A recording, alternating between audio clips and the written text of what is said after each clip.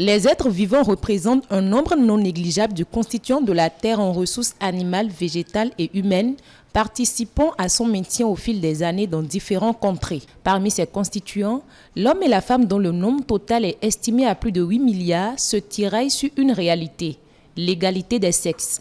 Un équilibre qui ne se fait pas prier par les femmes pour revendiquer avec témérité leurs droits. Quand on parle de l'égalité entre l'homme et la femme, il n'y a plus de barrières de nos jours. Et si nous prenons le plan social, tout ce que l'homme fait de nos jours, la femme est en mesure de le faire. On peut parler de l'égalité entre l'homme et la femme, mais ça dépend de la conception que chacun donne à ce mot égalité. Vous voyez aujourd'hui, dans certaines institutions, il y a les femmes qui réagissent au même titre que les hommes. Aujourd'hui, on rencontre beaucoup de ces femmes-là dans ces secteurs d'activité aussi, la menuiserie, la mécanique. Et des techniciens aujourd'hui en BTP, femmes on en a, des ingénieurs en BTP, femmes on en a plusieurs.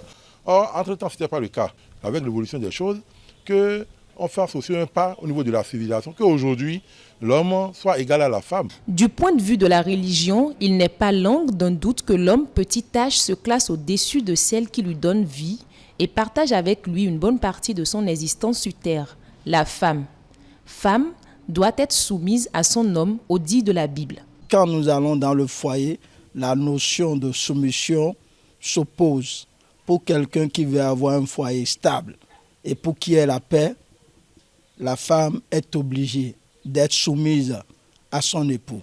Ça, c'est la conception selon Dieu. La Bible dit à la femme, soumets-toi à ton mari. Malheureusement, d'autres femmes ont compris mal le concept. Les textes et lois en République du Bénin, comme partout ailleurs, ne sont pas toujours favorables à la gente féminine.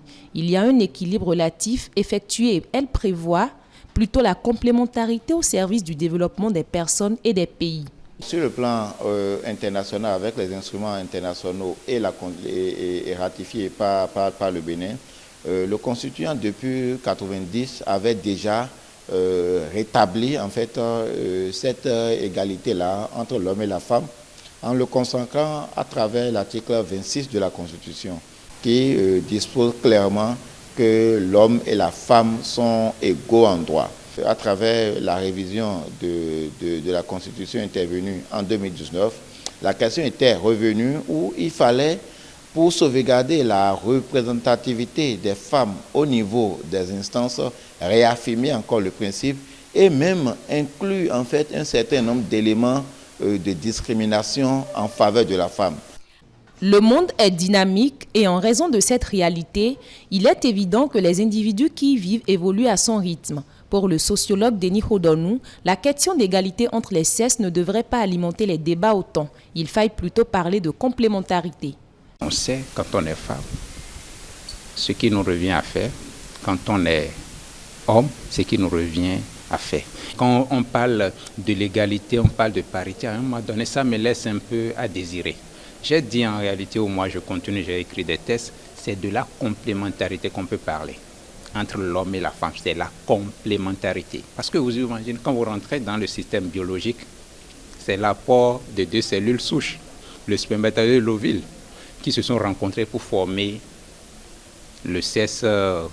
Donc moi je me dis à un moment donné, interrogeons, non, pour dire, est-ce que l'homme peut tout faire sans la femme? Est-ce que la femme peut tout faire sans l'homme? Non, c'est la complémentarité qu'on doit promouvoir en tout point de vue. Parce que si l'homme et la femme se complètent, on forme en réalité l'entité complète dont on désire pour maintenir l'équilibre. Loin d'être aujourd'hui une utopie, les réalités concourent à tirer la conclusion que l'égalité entre l'homme et la femme semble être une évidence, avec des lois orientées vers la discrimination positive. L'on peut prédire sans risque de se tromper que l'avenir appartient aux femmes.